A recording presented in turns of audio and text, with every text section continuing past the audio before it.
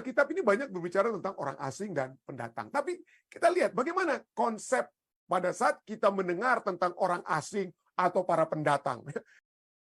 Tuhan mengajak kita untuk mengasihi sesama pengembara. Ya.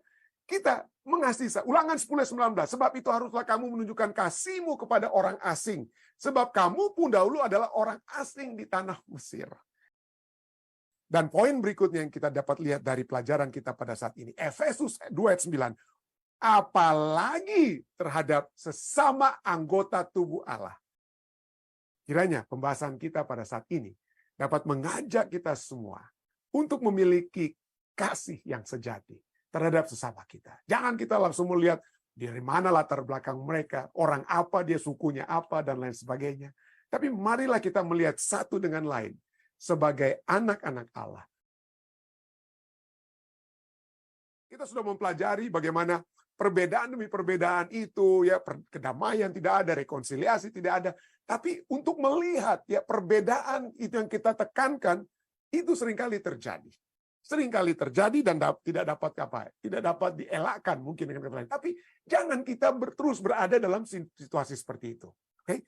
Mari kita lihat tentang keadaan orang Yahudi sebelum dan sesudah mereka menerima Kristus. Rasul Paulus, apa yang Rasul Paulus tekankan ya? Pertama, Efesus 2:12 kita lihat perbedaannya ya. Sebelum mereka menjadi dalam Kristus, sebelum mereka berada dalam Kristus, masih di luar Kristus. Pada waktu itu, Efesus 2:12 katakan, pada waktu itu kamu tanpa Kristus tidak termasuk kewarganegaraan Israel, ya, tidak termasuk kewarganegaraan Israel, alienated, dipisahkan. Kamu saat itu terpisah dari orang Israel, dengan kata lain ya, dan tidak mendapat bagian. Bahasa Inggrisnya nanti kita lihat. Dan you are apa? Kita menjadi orang asing, ya. Kita menjadi orang asing yang tidak mendapat bagian dalam ketentuan-ketentuan yang dijanjikan. Tanpa pengharapan dan tanpa Allah di dalam dunia. Kita lihat bahwa kata tidak mendapat bagian itu dari kata senoi, bahasa Grikanya, bahasa Yunaninya senoi, yang artinya orang asing. Ya, orang asing itu artinya bukan. Jadi di kata lain kalau kita mau baca, pada waktu itu kamu tanpa Kristus tidak termasuk kewarganegaraan Israel dan orang asing dalam ketentuan-ketentuan yang dijanjikan. Orang asing yang tidak mendapatkan apa? Hak. Dengan kata lain, orang asing tidak boleh mendapatkan hak. Seperti di Indonesia ya, orang asing mungkin tidak boleh beli rumah, begitu ya. Orang asing tidak boleh beli rumah, harus orang yang warga negara Indonesia. Jadi kita tidak, orang-orang asing itu tidak mendapat bagian dalam ketentuan-ketentuan yang dijanjikan. Itu dia. Jadi kata senoi itu pluralnya. Senos itu dia punya singular. Tapi apa yang terjadi dengan orang asing ini? Nah, berikutnya kita lihat, sesudah itu Efesus 2:19 katakan, tapi dengan adanya di dalam Kristus, demikianlah, kamu bukan lagi orang asing, orang-orang yang tidak mendapat bagian, senoi. Tapi bukan lagi orang yang tidak mendapat bagian, bukan lagi orang asing, dan pendatang, melainkan kawan sewarga dari orang-orang kudus dan anggota-anggota keluarga Allah. Jadi sekali lagi, kata orang asing dalam Efesus 2:19 itu diterjemahkan di dalam Alkitab bahasa Indonesia Efesus 2:12 sebagai orang yang tidak mendapat bagian. Tapi sesungguhnya itu kata yang sama, senoi, orang asing, strangers. Lalu kemudian orang asing itu seringkali disebut, kenapa mereka menjadi disebut sebagai orang asing? Karena mereka itu adalah orang yang baru datang atau pendatang. Orang asing itu adalah pendatang. Jadi dengan kata lain, ada orang yang asli, ada orang asli setempat, dan ada pendatang yang baru datang. Itu namanya pendatang. Ya. Aliens, ya, paroikoi, bahasa Ibraninya, bahasa Yunaninya atau bahasa Grikanya, paroikoi, ya. Aliens, orang pendatang. Oke, jadi di dalam Alkitab ini banyak berbicara tentang orang asing dan pendatang. Tapi kita lihat bagaimana konsep pada saat kita mendengar tentang orang asing atau para pendatang.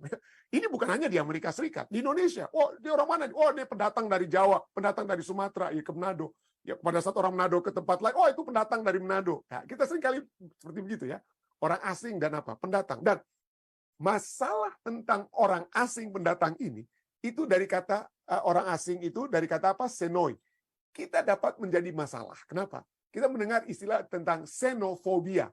Artinya seno dan fobia. Seno itu adalah orang asing, bukan orang gila bahasa Manado ya. Tapi xeno artinya orang asing, fobia artinya takut, ketakutan terhadap orang asing. Sehingga kita tahu istilah xenofobia yang berarti ketakutan atau ketidaksukaan orang-orang dari apa? Dislike of people. Kita tidak suka dengan orang-orang yang datang dari negara lain, atau dari suku lain, atau dari tempat lain. Kita nggak suka mereka ada bersama-sama dengan kita. Kamus Besar Bahasa Indonesia, xenofobia itu diartikan sebagai apa? Perasaan benci. Lebih hebat lagi ya. Bahwa xenofobia itu perasaan benci atau perasaan takut, perasaan was-was terhadap orang asing, atau sesuatu yang dikenal. Dan kebencian pada yang serba asing. Ya. Itu ketakutan orang-orangnya. Gimana nih ada orang asing, kok banyak bener mereka datang ke sini ya. Dan lain sebagainya, ketakutan. Dan di Alkitab ada, kita pernah bahas juga waktu lalu ya. Tapi kita lihat bagaimana ketakutan atau prasangka buruk terhadap pendatang itu ada. Itu di dalam Alkitab. Misalnya, pada saat orang Israel, Keluaran 1 ayat 7-10 katakan, orang Israel beranak cucu, tak terbilang jumlahnya, mereka bertambah banyak, dan dengan dahsyat berlipat ganda, sehingga negeri Mesir itu dipenuhi oleh orang Israel. Kemudian bangkitlah seorang raja baru untuk memerintah tanah Mesir yang tidak mengenal Yusuf. Yusuf itulah yang tadinya Perdana Menteri ya di Mesir. Dia bawa keluarganya. Berkembang biaklah orang Israel di Mesir. Ya. Lalu ayat 9. Berkatalah raja itu kepada rakyatnya, bangsa Israel itu sangat banyak. Sangat banyak dan lebih besar jumlahnya daripada kita. Itu dibesar-besarkan. Sesungguhnya tidak.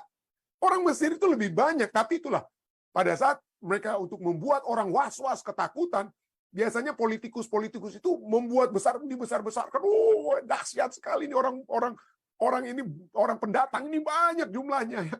Padahal faktanya nggak begitu. Tapi itu yang dikatakan oleh Raja Mesir ya, supaya menimbulkan kebencian terhadap orang Israel. Wah, orang Israel itu sangat banyak, lebih besar jumlahnya daripada kita. Marilah kita bertindak dengan bijaksana, tapi mereka jadikan budak gitu ya, bijaksananya jadikan budak, atau anak laki-laki akan dibunuh ya pada saat itu ya. Marilah kita bertindak dengan bijaksana terhadap mereka supaya mereka jangan bertambah banyak lagi, dan jika terjadi peperangan jangan bersekutu nanti dengan musuh kita dan memerangi kita lalu pergi dari negeri ini.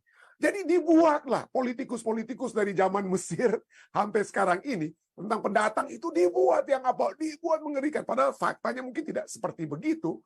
Tapi dibuatlah supaya orang takut. Orang-orang lokal, orang-orang yang setempat, orang-orang penduduk asli ketakutan dengan para pendatang, Kenapa? Ya karena memang ada beberapa penelitikan demi penelitikan sudah menyatakan apa saja unsur-unsur yang membuat orang asli ketakutan dengan para pendatang. Ya misalnya, ya kita bisa melihat pertama ekonomi dan pekerjaan ya. Orang-orang pendatang atau imigran itu dikatakan apa? Oh, mereka akan memperoleh pekerjaan yang seharusnya tersedia untuk penduduk asli, membatasi pekerjaan penduduk asli, dan mereka juga menciptakan surplus tenaga kerja. Kalau pendatang-pendatang itu dari luar misalnya, dari luar itu datang, nanti mereka berani untuk dibayar gajinya rendah. Habislah kita. Nah, itu masalah ekonomi atau pekerjaan. Pengeluaran pemerintah juga diperbesar. Wah, imigran ini tidak bayar pajak yang cukup untuk menutupi biaya layanan yang mereka butuhkan. Jadi itulah pengeluaran pemerintah jadi semakin besar karena mereka datang terus. Kesejahteraan. Oh, imigran itu sangat memanfaatkan sistem kesejahteraan sosial. Mereka cuma mau ambil untung. Ya, tentu saja ada 1-2, tapi faktanya kalau kita mau lihat secara research, yaitu yang paling banyak pengeluaran kesejahteraan sosial itu bukan kepada imigran. Kenapa? Karena contohnya di Amerika Serikat saja ya. Kalau Anda mau dapat Medicaid atau yang bantuan pemerintah untuk kesehatan kita, itu minimal harus punya kartu hijau, saudara. Nggak bisa hanya dengan working permit atau orang yang istilahnya baru datang langsung minta Medicaid dan lain sebagainya. Tentu saja, ya. Jadi research menunjukkan yang mendapatkan Medicaid itu adalah warga negara Amerika, ya, bukan pendatang yang tidak punya surat dan lain sebagainya. Tapi berikutnya, perumahan. Jadi imigran atau pendatang itu seringkali dikatakan mengurangi lowongan, menyebabkan kenaikan harga sewa rumah dan lain apartemen dan lain sebagainya ya. Jadi itu apalagi mereka takutkan dari para imigran atau pendatang. Oh, bahasa mereka, itu mengasingkan diri di komunitas mereka sendiri. Jadi orang Indonesia ya mungkin, tapi itu yang dibesarkan, mengasingkan diri komunitas mereka, menolak mempelajari bahasa lokal. Ya, mungkin ada 1-2 ya atau mungkin, tapi tak tahu mayoritasnya gimana itu ya. Atau budaya. Dikatakan bahwa pendatang akan melebihi jumlah penduduk asli, mengganti budaya penduduk asli, cara hidup dengan budaya mereka yang baru datang. Atau patriotisme. Imigran atau pendatang ini merusak rasa komunitas bangsa berdasarkan etnis dan kebangsaan. Atau lingkungan. Imigran dikatakan apa? Ketakutannya meningkatkan konsumsi sumber daya yang terbatas. Dihabisi sama mereka itu nantinya. Atau kelebihan populasi, overpopulation. Ya. Imigran itu berkontribusi terhadap kelebihan peningkatan populasi. Dan inilah ketakutan demi ketakutan. Dan saya harus katakan, ini perbincangan bukan hanya di Amerika Serikat. Pada saat Indonesia saja mulai buka, ya pada saat ASEAN, di ASEAN kalau nggak salah sekarang ini semua dari negara-negara ASEAN itu bisa apa ya? Bisa bekerja di negara lainnya seperti Uni Eropa ya, orang dari Jerman bisa bekerja di Prancis dan vice versa begitu ya. Di ASEAN juga katanya sudah mulai begitu, orang Filipina bisa bekerja. Tapi pada mulanya orang Indonesia, nanti kita kalah dengan orang Filipina, bahasa Inggris mereka itu lebih bagus. Nanti posisi-posisi manajer di Indonesia itu diambil oleh orang Filipina dan begitu seterusnya, ya kiri kanan begitu. Itulah ketakutan demi ketakutan yang sering kali apa? Yang sering kali terjadi. Tapi kalau kita lihat ketakutan-ketakutan ini itu terus apa ya? Terus ada sejak dari dulu, dari sononya bukan hanya dari Mesir. Dan terjadi di mana saja, baik di Amerika, di Indonesia, di Filipina, di mana. Bicara tentang ketakutan bukan hanya sesama dengan orang asing lainnya, tapi dari suku satu dengan suku lain. Aduh, ini Manado, ini hanya untuk orang Manado. Begitu orang Manado bisa istilahnya ya, cuma hanya untuk Manado. Sekarang ini Manado yang mana? Oh, Manado yang dari Minahasa, Manado yang dari Bitung, Manado yang dari ini. Jadi akhirnya ujung-ujungnya begitu terus, ya. Terpisah terus dari satu dengan yang lain. Dan di Amerika misalnya ya, seperti di Amerika ini satu buku yang ditulis oleh Erika Lee. Dia adalah doktor dan profesor ya dari University of Minnesota ya. Dia dalam artikel ya The Long History of Xenophobia di Amerika. Cukup menarik ya. Saat ini mungkin di Amerika orang pikir, aduh mereka nggak suka dengan pendatang dari negara-negara tertentu, dari Arab misalnya. Tapi tahukah Anda apa yang paling ditakuti pertama-tama oleh orang-orang yang ada mula-mula di Amerika? Orang-orang Inggris yang datang dari Inggris mula-mula. Siapa yang mereka takuti? Siapa yang mereka benci mula-mula? Yang dianggap sebagai orang yang berkulit hitam, yang akan mengganggu kesejahteraan orang-orang yang datang dari Inggris. Siapa itu? Dalam bukunya ini dan research-nya ya, ini ditulis dari tahun 1750, seorang pendiri Amerika Serikat atau seorang pionir ya, Benjamin Franklin. Pada tahun 1750, Benjamin Franklin ini khawatir bahwa ada sejumlah besar orang asing yang berkulit gelap. Orang asing yang berkulit gelap, yang berbicara hanya dalam bahasa mereka sendiri, dan membanjiri koloni atau Amerika yang rakyatnya berasal dari Inggris. Nah, siapa itu orang-orang yang dianggap berkulit gelap, yang berbahaya itu? Tidak lain dan tidak bukan, orang-orang yang berbahaya itu adalah orang-orang Jerman. Bukan orang dari Afrika, bukan orang dari mana-mana. Orang Inggris yang datang mula-mula berpikir bahwa orang Jerman inilah yang kita jangan sampai kebanyakan mereka ini di Amerika. Dan Anda tahu sejarahnya, begitu orang Jerman sudah dianggap sebagai orang berkulit putih seperti mereka, apa berikutnya yang menjadi masalah di Amerika? Yang menjadi masalah itu orang-orang Italia. Orang Italia itu atau orang Irish sekalipun. Orang-orang Irlandia. Ya. Dan itu dia setelah orang Jerman, orang Irlandia, orang Italia jadi orang kulit putih di Amerika. Sekarang mereka cari lagi kelompok yang lain ya. Jadi itu akan selalu menjadi bagian daripada apa? Umat manusia yang mencoba untuk melihat apa yang menakutkan dari para pendatang. Apa yang menakutkan dari para pendatang. Sesungguhnya untuk menjadi pendatang itu nggak gampang. Bukan saya mau nakut-nakuti kalau ada yang ingin berencana untuk ke Amerika ya.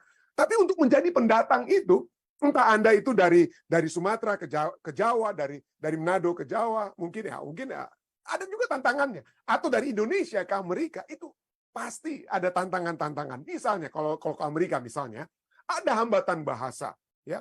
Itu menjadi tantangan kalau kita tidak bisa bahasa Inggris misalnya ke Amerika ini, memahami dan dipahami itu dalam interaksi sehari-hari, dalam tempat kerja itu menjadi rintangan yang signifikan. Saya saja sampai saat ini terus terang ya.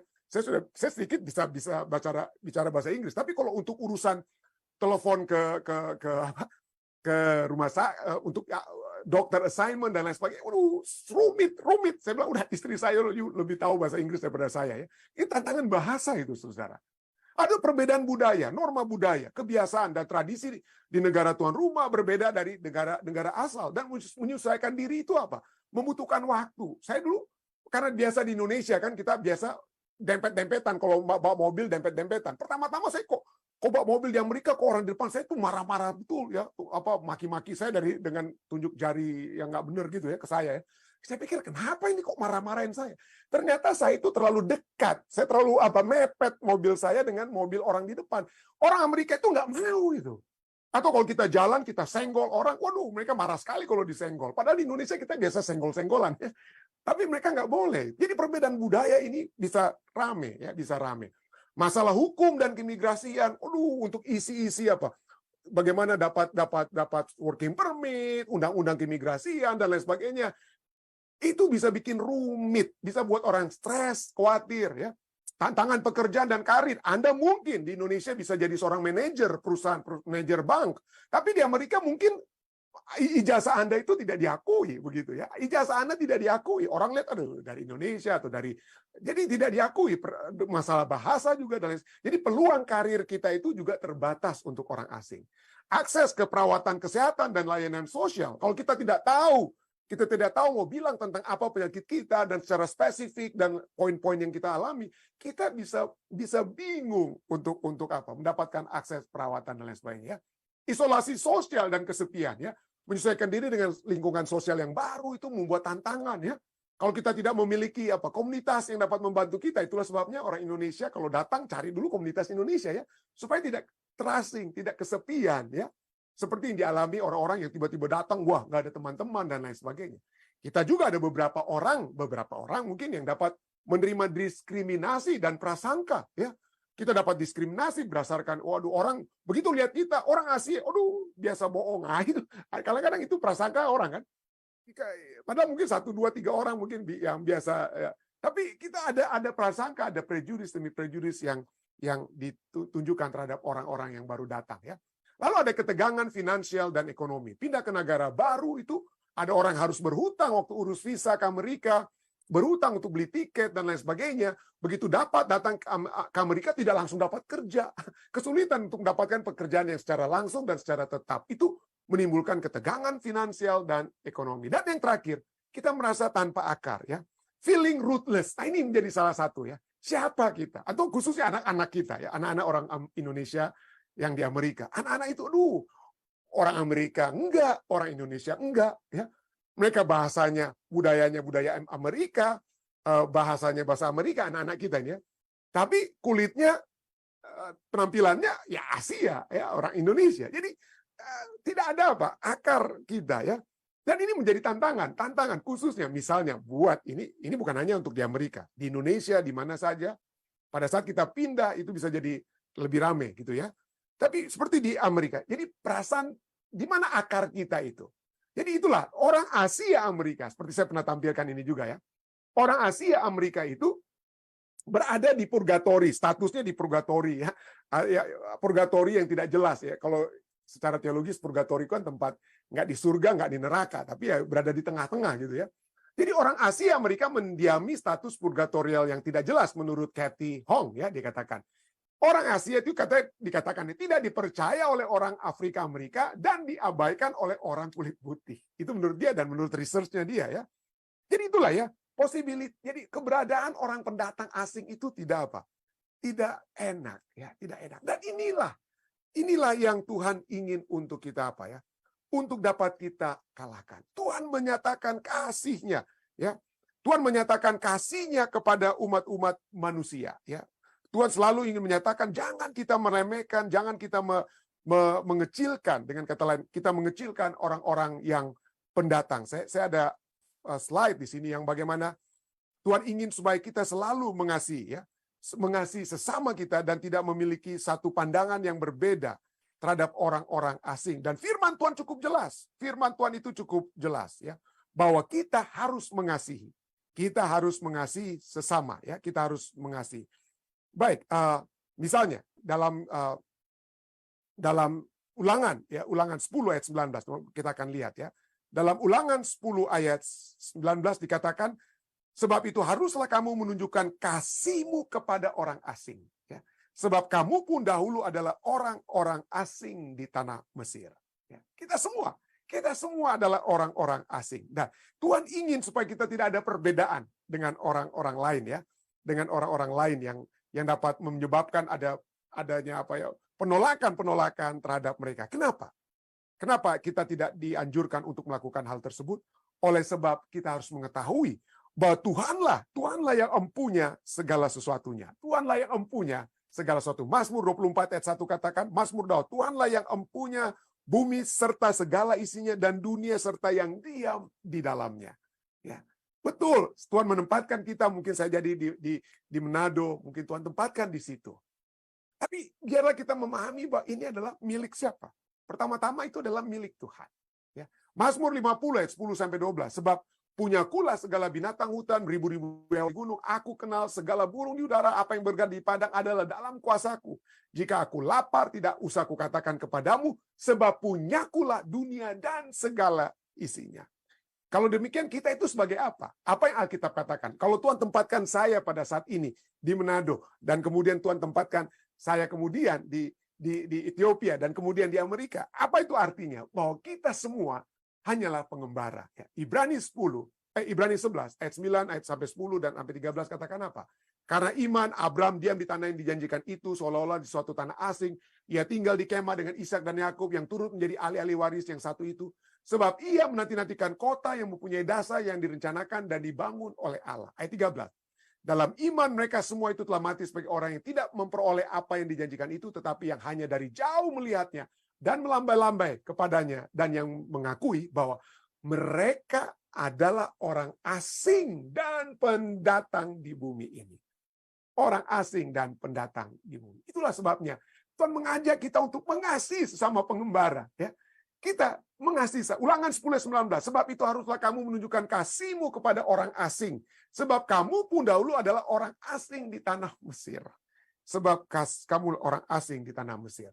Imamat 19:34, orang asing yang tinggal padamu harus sama bagimu seperti orang Israel asli dari antaramu. Apa yang kita harus lakukan? Kasihilah dia seperti dirimu sendiri, karena kamu juga orang asing dahulu di tanah Mesir. Akulah Tuhan Allahmu. Jadi Tuhan mengendaki. Kenapa? Karena kita semua pengembara. Ya, memiliki kasih kepada orang yang daripada orang asli ya, dengan kata lain. Jadi, tapi ya sayang sekali ya, saya tidak, hanya ada 1-2 ya, di Amerika ini. Ada yang memang pertama datang dari Indonesia ke Amerika, waduh menderita mereka dengan urusan keimigrasiannya. Lalu puji Tuhan mereka dapat apa? Mendapatkan status keimigrasian mereka. Tapi yang dapat terjadi 1 atau 2, nggak banyak, cuma 1-2 dari ribuan mungkin orang Indonesia. Setelah mereka mendapatkan kewarganegaraan Amerika atau mendapat status di Amerika, waduh, jadilah mereka untuk lapor-lapor orang Indonesia yang baru datang itu dilapor ke imigrasi dan lain sebagainya. Jangan sampai itu terjadi ya. Karena kita semua pada mulanya dan kita sampai saat ini adalah orang-orang asing. Kasihilah. Dan poin berikutnya yang kita dapat lihat dari pelajaran kita pada saat ini, Efesus 2:9, apalagi terhadap sesama anggota tubuh Allah, sesama bait Allah. Oke? Dengan orang luar saja, dengan orang dunia saja, jangan kita membuat perbedaan, wah ini orang asing, apalagi di dalam gereja,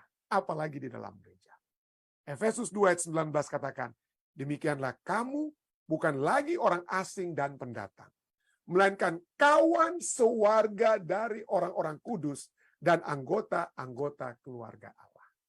Ya, anggota-anggota keluarga. Biarlah, ya, apapun yang kita lakukan, ya, entah kita mau mendirikan conference baru atau apalah ya, mission yang baru, adakah tujuan kita itu betul-betul adalah untuk supaya pekerjaan Tuhan itu yang lebih apa? Lebih tercapai, atau tujuan kita supaya saya kan ini kan Manado ini milik orang Manado, jadi harus dikuasai oleh orang Manado. Kalau hanya itu menjadi bagian pemahaman kita atau pemikiran kita, saya percaya kita tidak sedang menghidupkan firman Tuhan yang mengajak kita semua untuk bersatu dalam Yesus ya. Kita bukan lagi orang asing dan pendatang, melainkan kawan sewarga dari orang-orang kudus dan anggota-anggota keluarga Allah. Kiranya pembahasan kita pada saat ini dapat mengajak kita semua untuk memiliki kasih yang sejati terhadap sesama kita. Jangan kita langsung melihat dari mana latar belakang mereka, orang apa, dia sukunya apa, dan lain sebagainya. Tapi marilah kita melihat satu dengan lain sebagai anak-anak Allah. Melihat satu dengan yang lain, melihat diri kita sebagai bait Allah. Sebagai bait Allah. Di mana yang berkuasa dalam diri kita adalah Roh Kudus. Ya. adalah Roh Kudus dan kasih Kristus, kasih Bapa yang menguasai kehidupan kita. Kiranya ini dapat menjadi bagian kita. Saya bawa ini dalam nama Yesus. Amin.